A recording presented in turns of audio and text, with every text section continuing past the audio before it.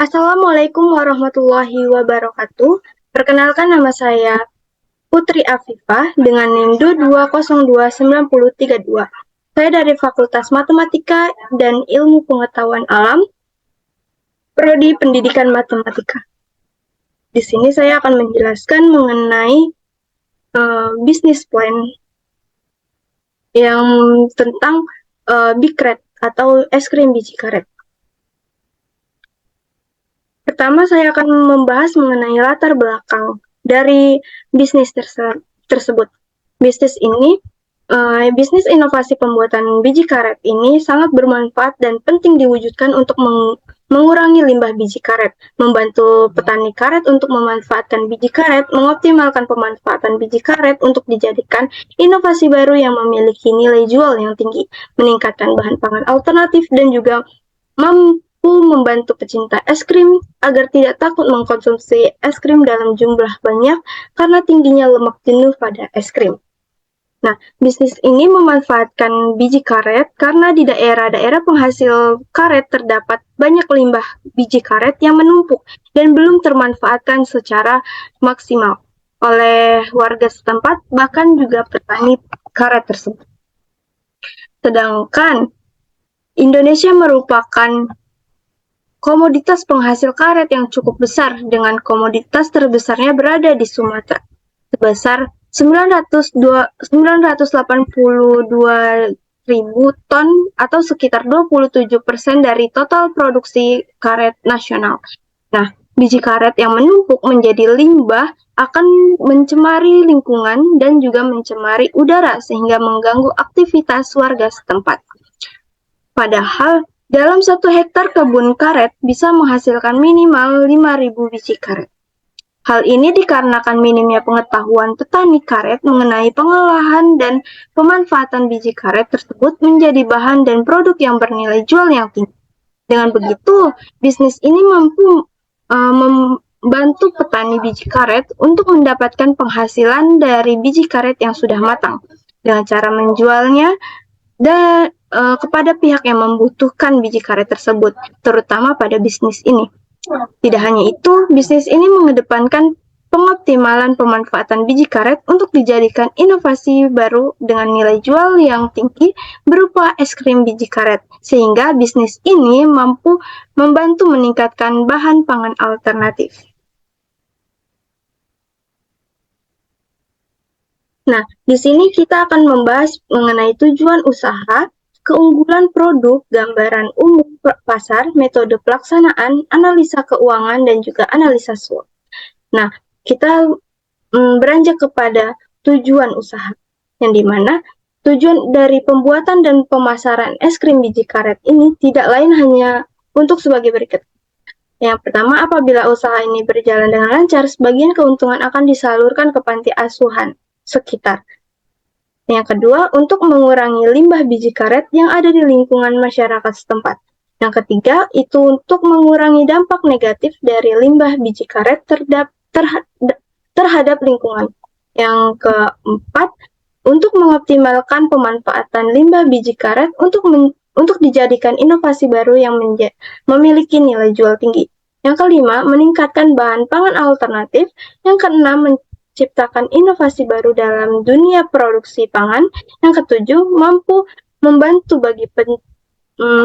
bagi pecinta es krim untuk tidak khawatir untuk mengkonsumsi es krim, karena es krim biji karet memiliki kadar lemak jenuh yang sedikit dibandingkan dengan es krim pada umumnya. Yang terakhir, membantu mengurangi tingkat pengangguran di Indonesia. Nah, keunggulannya yaitu usaha ini menghasilkan produk yang inovatif, unik, dan menarik serta memiliki ciri khas. Usaha ini dapat membantu para petani karet untuk mendapatkan keuntungan dari biji karet. Usaha ini mampu menjadi solusi dalam mengurangi limbah biji karet di lingkungan. Usaha ini mampu membantu mengoptimalkan pemanfaatan biji karet menjadi produk yang bernilai jual yang tinggi. Usaha ini mampu meningkatkan bahan pangan alternatif. Nah, yang terakhir, usaha ini menghasilkan es krim yang aman dengan kadar lemak jenuh yang tidak setinggi kadar lemak jenuh pada es krim pada umumnya, sehingga es krim biji karet tidak ini tidak menyebabkan kolesterol, resiko jantung, stroke, dan lainnya. Nah, gambaran umum tentang pasar yaitu yang pertama, konsumen potensial yang terdiri atas segmentasi pasar. Pada segmentasi pasar, produk yang dihasilkan akan menyesuaikan dengan perilaku pelanggan yang dimana mengenai bagaimana pelanggan mengkonsumsi, menggunakan, dan memanfaatkan produk. Hal tersebut menjadi acuan kami dalam mengemas produk dengan kreativitas dan sesuai dengan keinginan konsumen. Nah, es krim biji karet akan dikemas dengan cara mengonsumsinya, yaitu dengan menggunakan cup. Kemudian target atau sasaran. Sasaran pemasaran ini adalah masyarakat umum mulai dari anak-anak usia 10 tahun ke atas karena es krim merupakan hidangan yang disantap oleh semua orang dari anak-anak hingga orang dewasa. Dan es krim biji karet ini aman dikonsumsi oleh semua orang, terutama pada pecinta es krim namun yang takut gemuk atau takut sakit karena lemak jenuh karena makan es krim dengan jumlah yang banyak. Karena es krim biji karet ini memiliki kadar lemak jenuh yang sedikit dibandingkan dengan es krim lainnya. Target sasaran bisnis ini tidak memandang gender dan dapat dikonsumsi dari masyarakat kelas atas, kelas menengah, hingga kelas bawah. Yang ketiga yaitu posisi produk, yang dimana pada segmentasi pasar adalah hambatan yang akan dialami dalam pemasaran ini karena banyak orang masih ragu dengan produk ini dengan terbuat dari biji karet, yang dimana faktanya biji karet mengandung HCN yang mampu menghilangkan nyawa. Namun jangan khawatir akan hal tersebut karena biji karet yang sudah disortir akan dilakukan proses penurunan atau penetralisir kadar HCN. Setelah itu pengujian kadar HCN di laboratorium hingga peneliti benar-benar memastikan bahwasanya produk ini aman dikonsumsi oleh halayak ramai. Produk ini berbeda dengan produk es krim lainnya dengan cita rasa yang khas dan memiliki kadar lemak jenuh yang sedikit, hingga mengurangi dan mencegah resiko penambahan berat badan yang drastis, penyakit seperti kolesterol, resiko penyakit jantung dan stroke, serta penyakit kardiovaskular dan diabetes tipe 2. Kemudian kita beranjak ke metode pelaksanaan, yang dimana terdiri atas lokasi persiapan, promosi, dan pemasaran. Nah, usaha ini berlokasi di sekitaran Jalan Gajah dan kampus Universitas Negeri Padang. Bisnis inovasi pembuatan es krim biji karet ini merupakan ide bisnis yang belum didirikan bahkan dikembangkan. Usaha ini akan dilaksanakan dan dikembangkan di Kota Padang, lebih tepatnya di Air Tawar Barat, Kecamatan Padang Utara, Kota Padang. Pada mulanya, bisnis ini akan beranggotakan beberapa, namun akan dikembangkan seperti manajer operasional dan lainnya. Kemudian persiapan yang dilakukan yaitu kegiatan survei pasar, jadwal kegiatan, membuat kontrak dengan pihak penyedia dana serta pembelian bahan-bahan yang dibutuhkan. Kemudian promosi dan pemasaran, yang itu terdiri dari dua, yaitu sebelum program berlangsung dan juga selama program berlangsung. Sebelum program berlangsung, yaitu pembuatan media promosi di sosial media. Kemudian selama program berlangsung, yaitu melakukan promosi melalui sosial media, spanduk, dan lainnya. Yang kedua, menjalin kerjasama dengan mitra lain. Dan yang terakhir yaitu melakukan penyuluhan pada masyarakat mengenai. Tidak hanya itu, promosi dan pemasaran saat program berlangsung, yaitu pemasaran yang akan dilakukan yaitu dimulai dengan perizinan kepala desa dan warga setempat dengan meminta persetujuan dan penyuluhan mengenai produk ini. Kemudian membuat penawaran yang bernilai untuk menarik investor, pelanggan, dan masyarakat umum terkait inovasi produk es krim biji karet ini. Pemasaran akan dilakukan dengan permulaan di masyarakat sekitar daerah, warung-warung kecil, dan juga tempat wisata. Tidak hanya itu, pemasaran dilakukan melalui sosial media dengan membuat foto, katalog, ataupun konten kreatif yang inovatif mengenai produk tersebut. Kemudian analisis produk, yang dimana produk yang dihasilkan pada bisnis ini adalah es krim biji karet, yang dimana biji karet tersebut digunakan untuk mengganti lemak hewani menjadi lemak nabati. Es krim pada umumnya dibuat dengan bahan susu sapi yang memiliki lemak jenuh yang tinggi. Susu sapi mengandung 146 kalori, 5 gram lemak jenuh, dan 24 mg kolesterol dalam satu cangkir.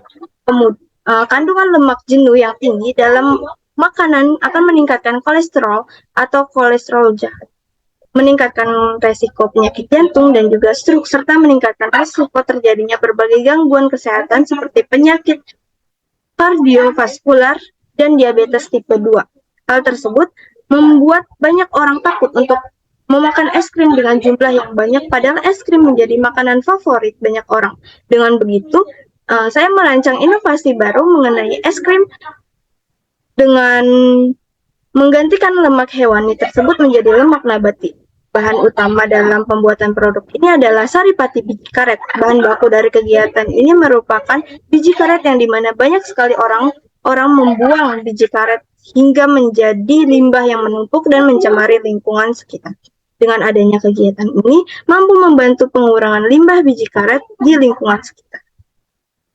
Kegunaan utama produk ini yaitu sebagai makanan penutup yang dimakan setelah makanan berat, dan juga sebagai makanan sampingan dengan rasa yang manis dan dapat meningkatkan mood bagi yang mengkonsumsi.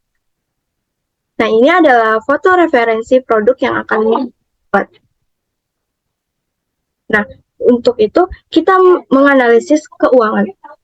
Dalam keuangan ini kita akan melakukan 4, yaitu pengembangan produk, riset, itu membutuhkan 7.500.000.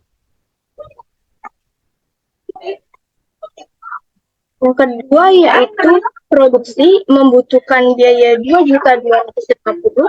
Legalitas, perizinan, sertifikasi, pengujian, standarisasi itu membutuhkan 4.500.000. Belanja ATK dan penunjang itu membutuhkan biaya 750. Nah, total keseluruhannya itu 15 juta. Di sini kita akan menganalisis SWOT, yang dimana yang pertama yaitu kekuatan. Yang pertama, desain produk. Desain produk yang dibuat dengan mencantumkan nama produk yaitu Big Red dengan nama yang menarik diharapkan dapat menarik minat para konsumen. Yang kedua itu promosi dan iklan.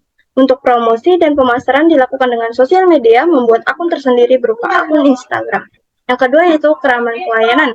Keramahan diberikan kepada customer sangat dipentingkan karena merupakan salah satu bentuk pelayanan yang baik.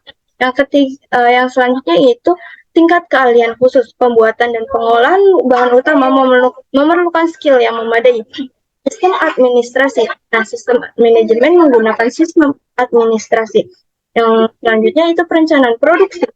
Merencanakan membuat produk baru dengan bahan baku yang unik agar menciptakan inovasi baru sehingga membuat produk berbeda dengan produk lainnya.